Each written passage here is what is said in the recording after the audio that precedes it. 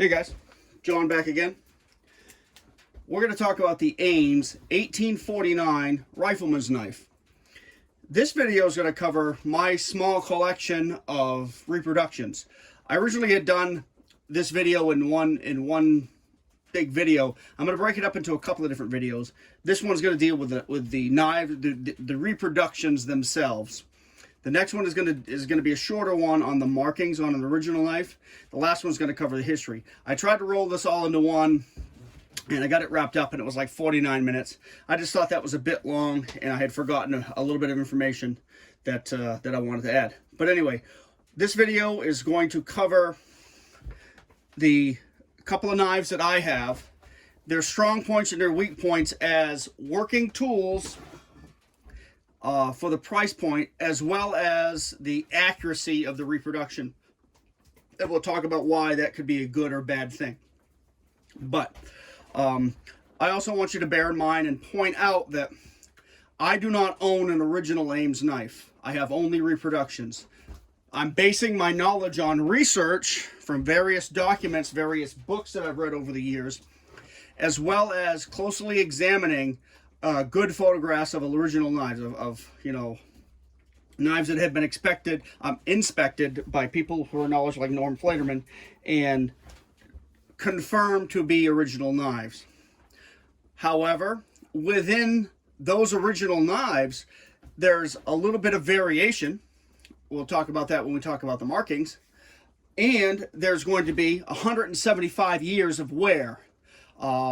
These knives have been around for, well, since 1849, 1850, and a lot of them were carried into various theaters. A lot of them were abused. Back in the early 1900s, there's stories of collectors finding them, finding boys using them to butcher chickens, sharpening them on grinding wheels, and other abusive stuff like that. So there's going to be some variations in the handle, the guard, the aspects and dimensions of the blade. So bear that in mind. I don't consider myself an expert, and that's not what I'm presenting myself as. I am just a big fan of this particular design, and so let's get into why. But let's talk about the knives first. So this is an Indian copy of the Ames 1849 Rifleman's knife. Like I said, you've seen this before, and I used this knife for a long time, back in the old California days, and I still use it fairly often. I'll use it a few times a year, and I throw it, guys.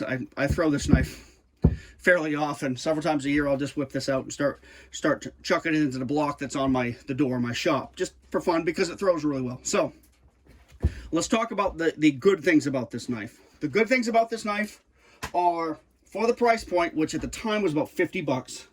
I bought this from Legendary Arms, and I can't confirm. I know this was made in India. It's even stamped India, but I don't know if this is a windlass product. Windlass, from the way I understand it, contracts out with several different makers in India and Pakistan, from what I understand, and this could be made by any one of them. So, good points on this knife are the handle. It's got a really nice, long rosewood handle with a pretty good developed neb there. It makes it a really good working handle. It's got a rough octagon shape. Plenty of length. The upsides, three steel or iron pins or rivets. That's accurate. The originals did have 3 iron pins. However, let's say, from what I can tell from the photographs I looked at, those pins on the originals were rounded over when they were peened. The thong holes are a little bit different. The handle shape is a little bit different. And this isn't 100% accurate, though as a working tool, this is a good handle shape. The guard, as far as the accuracy of an original, I can't tell you because I modified this guard years ago and I don't remember what it was originally like. I knew it was at the time, for me, I considered it big and heavy. But it's an adequate guard for doing the job. It's also pinned in place, which is a nice touch. The blade, size-wise, is pretty accurate. This is 11 7/8. The originals were 12 inches, but many of them have been sharpened down to 11 7/8, like this one. I also modified this from a spear point to a clip point. You already know that. The good part about this knife is the grind is knives made like this are hollow ground these days. This is actually not. This is what's called a saber grind, and I've convexed it over the years. Downsides to this blade stock isn't quite heavy enough to be original, I'll say. It in itself, it does pretty good. It's a pretty good working tool with the 0.20 thickness that it has. So it's under a quarter of an inch. But I will say that this knife has proved itself through use. Overall size is good. It runs a little over 18 inches, mostly because the length of the handle is a little over 6. But I like it. This is a not ideal, but it filled a good niche in my life at the time. And guys, I have beat the ever-living shit out of this knife. I've cut trees with it. I've split a lot of kindling when there's no other wood available.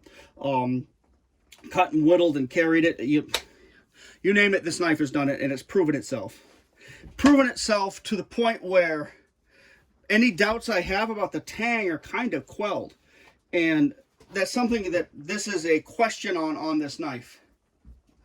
How is the tang transition? I don't know. However, like I said, I've pounded on this knife enough to know if it was a real problem, it would have shown itself already.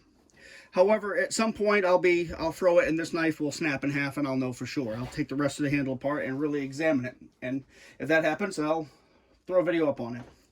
Heat treatment on this is, by today's standards, a little soft, but this is like, I want to say this is a 1055 or 1060 carbon steel, which when properly heat treated is really, really tough, and this knife is really, really tough.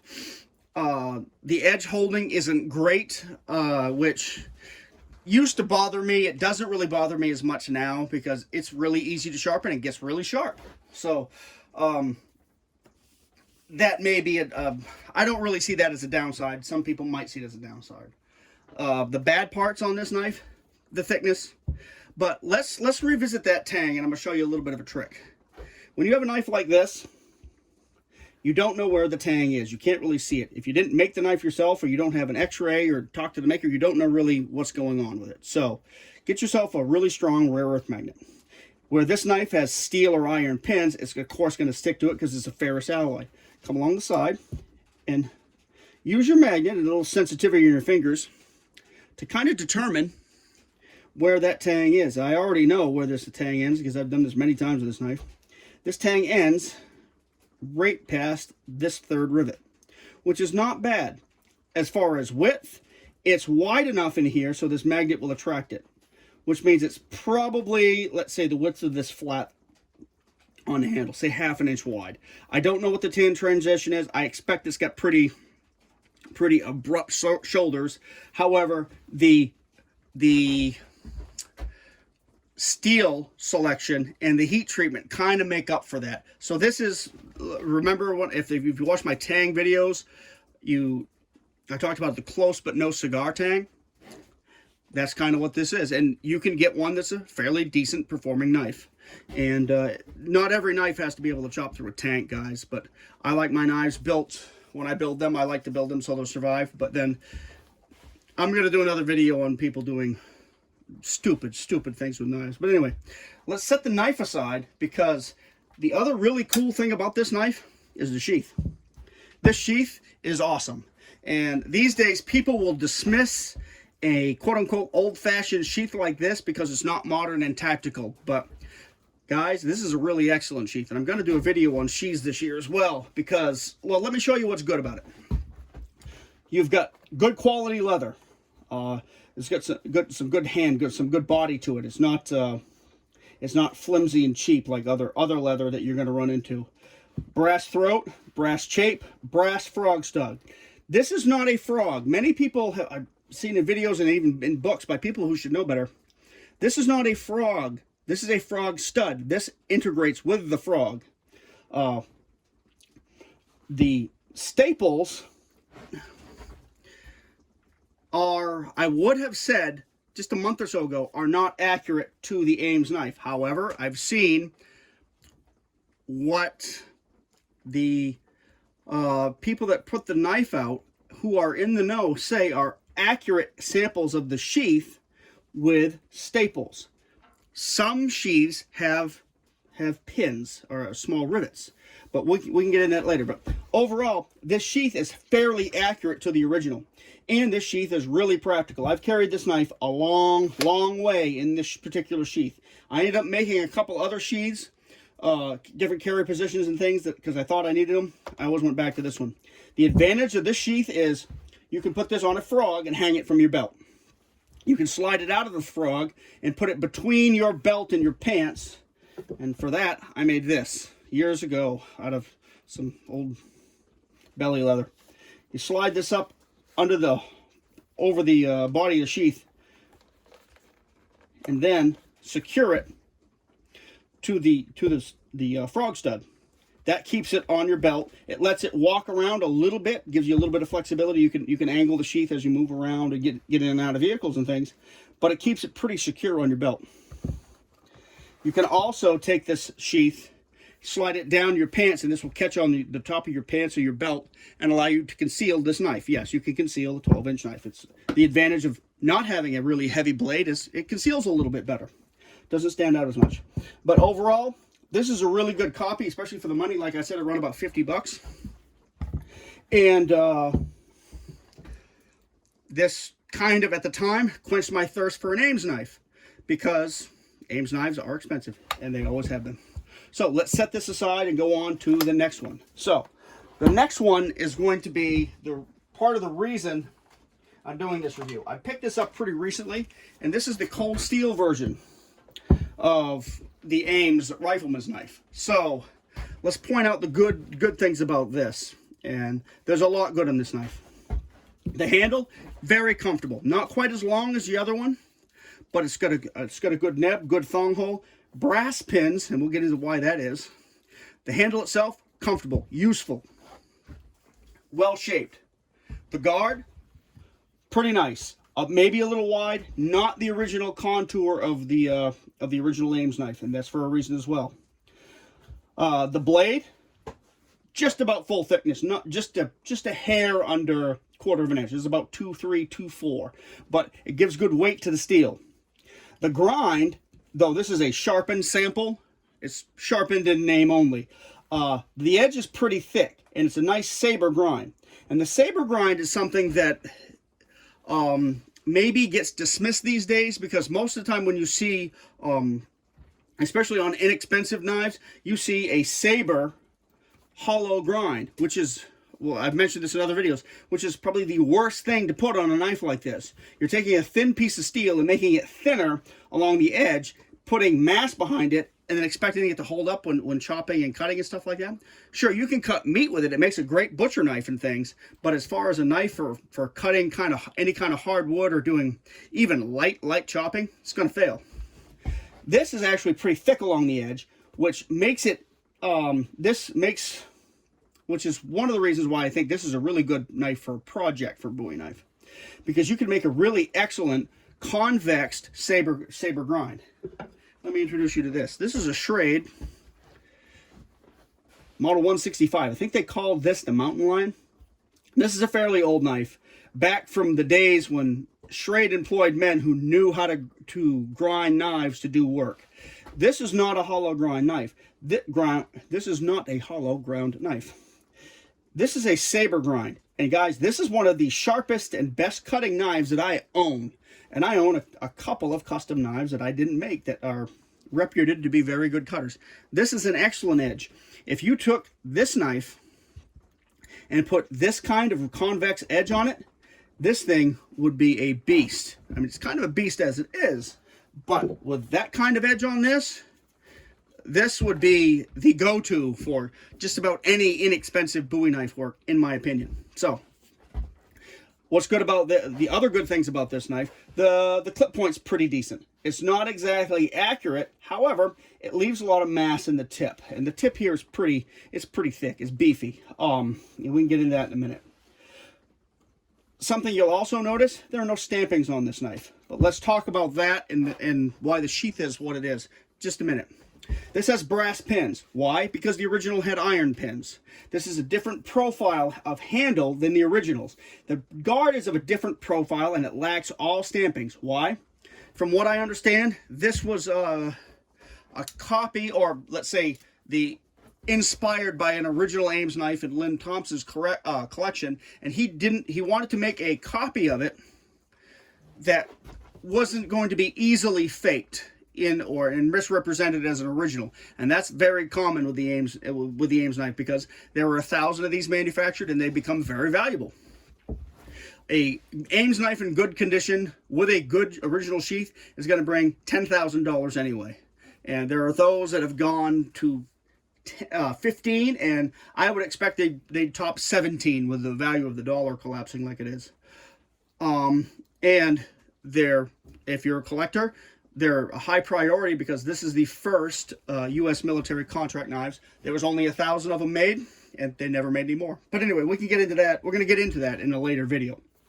But what I like about this knife is this has excellent potential when sharpened up to allow you to take this out to the field and feel and experience how the Ames knife very likely performed back in the day.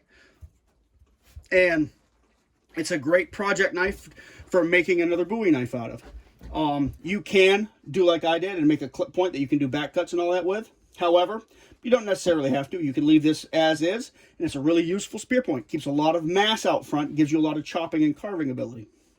You could bring this back a little bit, grind this further back, and take a little bit more weight off the tip to make it a little bit quicker. But I'll tell you right now, for what this is, this knife moves real well. It's pretty quick. It's pretty nimble in the hand. I would compare it to feeling almost like a Trailmaster, except it's got about 3 inches more blade, which is pretty cool. The guard, I think I'd leave the guard alone. There's one thing I want to point out about the guard. The guard fit in this sample is sloppy. I got this sample off of Amazon, and they said it was a cold steel. It did not come in a cold steel box, though, so I don't think I got screwed, because this looks, from what I've seen from the other cold steel representatives, this is very accurate to what cold steel put out. Again, not marked India, not marked windless, but from what I understand, that's where this was produced. So overall, this is a real good buy in a Bowie knife. Let me mention steel. 1080 steel, pretty good heat treatment. The tang, let's check it. Tang goes back there a pretty good ways. The width, probably about a ½ inch. So we're back in here. We can tell now because these are brass pins and they don't stick to a magnet. So you've got a pretty decent tang. Probably not like I would make it, but pretty decent. Heat treatment seems to be pretty good. Maybe a hair soft, like Indian knives tend to be, but at the same time, with that steel selection and that heat treatment, this knife probably is not going to break on you. You've got a good basic construction for your Bowie knife project. So the potential in this knife is pretty great. I like it. I might leave this one as it is. I might pick up another one for a project. I might do the project on this one in my spare time and all that. So let's talk about the not so good aspects with a caveat. The not so good aspects on this are the sheath. I don't like this sheath because the sheath doesn't have the frog stud on the throat. It's a usable sheath. It's a decently constructed sheath of good materials. I just don't like the way it's designed. I would prefer the sheath like it is on the original knife. The advantage of this, of course, is I can just slide this knife right in that sheath and go hit the woods. However, is this a good sheath as it is? Yes, it is. You can use this in the concealment mode, like I told you, because that will this leather flap will keep it from sliding down from between your pants belt or down your pants leg if you're trying to conceal it. This works pretty well with the frog here, this part being the frog. It's just not the way I would make it. However, I want to point out that every difference in this knife from an original was intentional, so it cannot be easily faked into and misrepresented as an original, because there are people out there still doing that today. I saw one on eBay a couple of weeks ago. So let's say you have an original knife. You don't have a sheath for it. You're talking, if it's in good shape, you're talking $5 or $6 grand right there. If you're an unscrupulous kind of person, pick up a a well-made looking sheath, do some aging and beat on it a little bit, make it look like it's 175 years old, put that sheath with it, you've just added probably $3 grand to that price because it's got a sheath. And that's just the way it is. You've really got, the buyer has to beware with you know, antique or vintage weapons of all types. But when you're talking the higher end stuff like the Ames knife, you've really got to know your stuff. And I'm not saying I do, but I like to collect and be familiar with the imitations or the reproductions, because once you're familiar with the reproductions, you can tell pretty easily when one of those has been reworked as an imitation. So that end brings in a story. The third knife. I'm not going to show you right now, but let me clear the table as I tell you. So in about 1993, 4, had to be 93. I was awaiting delivery of this knife, because this was back in the day when you sent a money order into a company in the mail and they cast a money order and then sent your stuff back to you. So you're talking 6 or 8 weeks for delivery. I was waiting for that Indian knife to come in the mail, and I attended the Crossroads of the West gun show at the Orange County Fairgrounds in the People's Republic of California. And at this gun show was a pretty cool knife dealer. He had a couple of 10-foot tables stacked about this deep with a variety of sheath knives. He had just about the entire line of blackjack sheath knives, like the Blackmore Dirk and the big Western style Bowie they made, the Panga and the Simi and all those. He had them there for $50, $80 if I remember correctly, and it's all new in the sheath. It was pretty awesome. You could, if you had a time machine, you could go back there and make quite an investment and recoup it about 6 times nowadays. So he also had 3 what he claimed were original Ames Rifleman's knives. And I gave these knives a pretty good look. And you're going to have to cut me a little slack because this was back in the 90s. This is a long time ago. And my memory is not 100% perfect and photographic. But I do remember this incident pretty well because I've kicked myself for this for a while. So he had 3 of these knives. He wanted $125 each for them. And at the time, I did not know enough to know if these knives were real or not. I hadn't had the Ames knife in my hand, the Indian knife in my hand to compare the quality. I didn't know if they were real or not. They seemed real to me. Some of the details that I remember were the ricasso here was rounded, well rounded, like you find, like I've seen in the interim years on many Ames swords that I've handled. That was a pretty common thing in back in the day. Anyway, so the story was that these were found in a warehouse in New York and New Jersey, and they were still in Cosmoline in really good shape. And of course, $125 was all the money in the world to me at the time, and I couldn't even afford one of them. However, what that did do was cause me, as years went by, to read everything I could on Ames knives. So what I had determined for quite a while was that those knives were either originals or a Japanese copy of an Ames knife put out in the 70s and early 80s. So I went on the hunt over the years for one of these Japanese copies, and I've only seen it in a reprint or pictures from a book I don't own right now. And I want to say U.S. military knives and their values. I can't remember what the book was because, like I said, I've seen photographs from that book of the Japanese knife. And the quality of the Japanese knife was pretty good. It was a pretty accurate copy.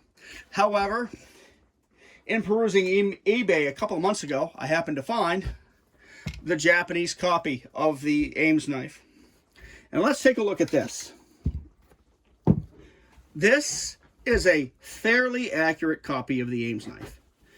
It's got some of the correct stampings. We're going to get into those probably in the next video, so I'm not going to go over those now. But if you look at the overall construction, it's fairly correct. Starting with the handle, it's got a good profile. It's got the sow belly here. It's got the cat back here. The neb is pretty reasonable. The bird's head or neb, whatever you want to call it. 3 iron pins, however, they're not well aligned. I'm not sure about that. I think the Ames company did pretty good work, and I don't think they're going to misalign their pins like that. The guard might be a little thin. I don't know, because again, as of this point in my life, I haven't handled an Ames knife, an original. and I'm going to fix that this year. I'm going to handle it original. However, the profile on this guard as a working guard is pretty nice. And you might have noticed or seen somebody say something about maybe a dog bone guard that lets you hook your finger over the ricasso. I think somebody mentioned that once, just saying. So, blade thickness, like 0.23. The originals were 0.24. They were 1/4 of an inch, sometimes even 5/16. 12-inch blade, really good grind on this, but if you look at it, I think this has been reground someplace, or at some point, and refinished. And let me point out one thing. You see this spot right here? See if you can see that on camera. Yeah, you can kind of see it. You see how it's kind of a different shade? Well, that's where I put a spot of, I think it's Birchwood Casey rebluing paste, and I let it sit about 4 hours. That's all it did to this steel. I believe this is stainless steel, guys, and the original ones were not stainless. And if I was to make a reproduction, I would not make it stainless. So, markings on this knife: US WR, WD, JWR. On this side, Ames Manufacturing Co., Cabottville, 1849. And Japan, right under the guard. So let's say you were going to pass this off as an original. What I would do, or not what I would do, I'm not that kind of person, but what somebody would do is occlude this. Some people will get on there with a grinder and grind it out or file it out, which you're going to see right off. Somebody that's a little bit more tricky would kind of peen that out. And what I thought was a good story would be, well, yeah, I bought this knife along with a belt from a guy who served in the, let's say he was in the Gold Rush. And so he had a Colt Dragoon revolver, which is the original, he had an original Colt Dragoon revolver on the belt with this knife. I bought the belt, the holster, the revolver, and the knife. So how he had his carry was, the sheath was behind the Colt revolver, which was butt to the rear. And so the butt would tap on this area here. That's why that's all that scarring that just happens to occlude that Japan symbol and the Japan lettering. So what is good about this knife? Just as a knife, the handle shape and feel is excellent. I really like it. I think when I'm probably going to make my own copy of the Ames knife with a few changes. I'll probably use this profile or something very close to it. The guard shape is really good. It might be a hair wide in span, but the shape is really good. And as far as the thickness, I'm not sure if the guard is completely accurate as far as thickness. I think it might be a hair thin. Thickness of the steel is pretty reasonable. The grind on this knife is excellent. If you put this grind on that cold steel knife, it would, again, be a beast. It is a pretty decent convex throughout the length of the blade. Grind line, however, a little off. I don't know if that was a regrind or if that was the original grind. I can pretty much guarantee you that the originals, when they left the factory, were not ground cockeyed like that. Like I said, Ames was a pretty damn good edge weapons manufacturer, and they knew what they were doing. So, the bad things are the markings are accurate, or almost accurate. So this could be pretty easily faked. The WD is correct, JWR is correct, US, WR, not quite. Ames, Cabottville, size, location is good, 1849. But we'll get into that when we get into the next video.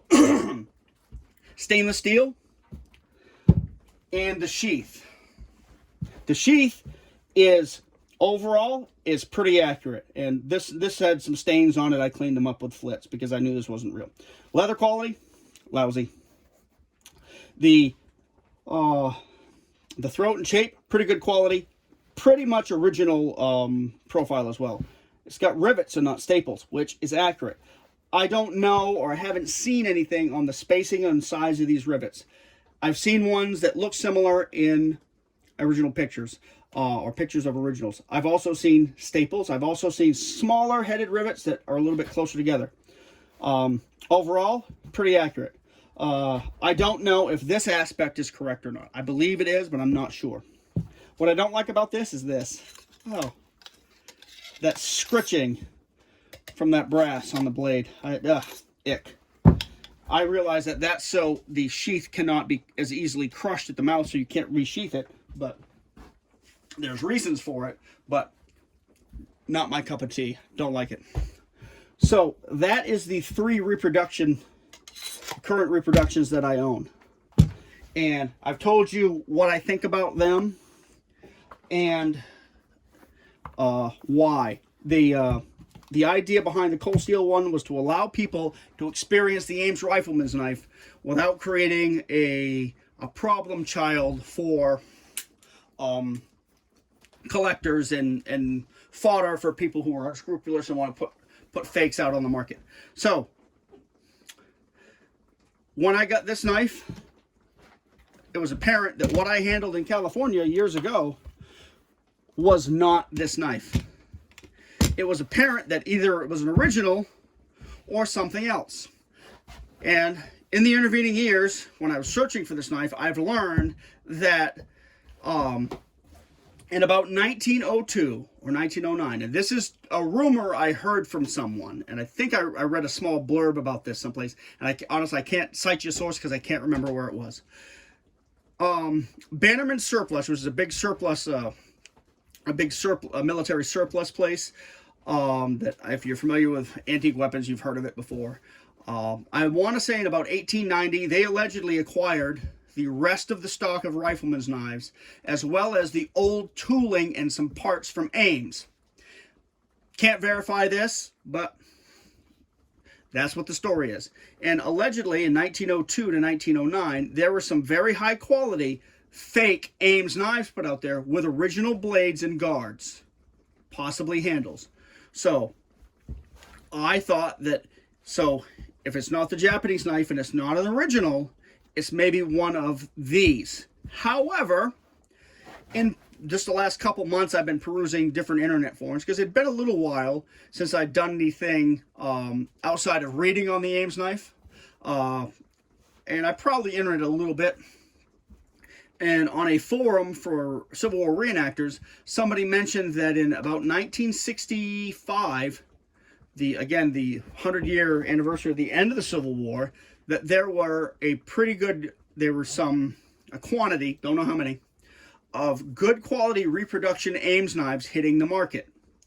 And he said he had one, and it was overall a really accurate, good knife. Could the knife I handled have been one of those? Maybe. Could it have one of those assembled from the parts that Bannerman sold? Maybe. Could it have been original? Maybe. Will I ever know? Probably not. But now I'm in search of one of the 1960s reproductions because, again, I can afford to collect these. One of these knives was over $100. Actually, this knife was a little over $100 too. This knife came up on eBay in a package with a Civil War belt with some original accoutrements, like a cartridge box and stuff, and I didn't want the rest of it. Wasn't interested in it, especially for the price. And I shot the guy an offer just for the knife, and he sold it to me. It took a little finagling in a couple of weeks, but I got it, and that answered my question. However, this is overall, as far as overall feel, this is a pretty decent knife. But if you look at this knife, there's some things going on with it. Notice how that blade looks kind of bent. Notice how the guard looks kind of bent. Notice how there's kind of a chip right here where somebody glued it back in. That slight rearward cast in the guards is very likely from throwing. So when you're throwing a knife with a guard and it misses the target, often hits right here, and that bends the guard to the rear. It could be that the blade was bent and the chip caused by this hitting the target like that, throwing it. It could be that somebody was chopping with it. It could be something else too. But I'm thinking this knife got thrown some. It still has quite a bit of the point, so it wasn't thrown a lot. But I think that's damage from throwing. And like I said before, if you're going to throw good knives, you're going to mess them up. It's going to happen. So that's just something I wanted to point out about this thing. All these knives are good knives for what they are. If I was going to choose one to do any work with, it'd be the cold steel knife.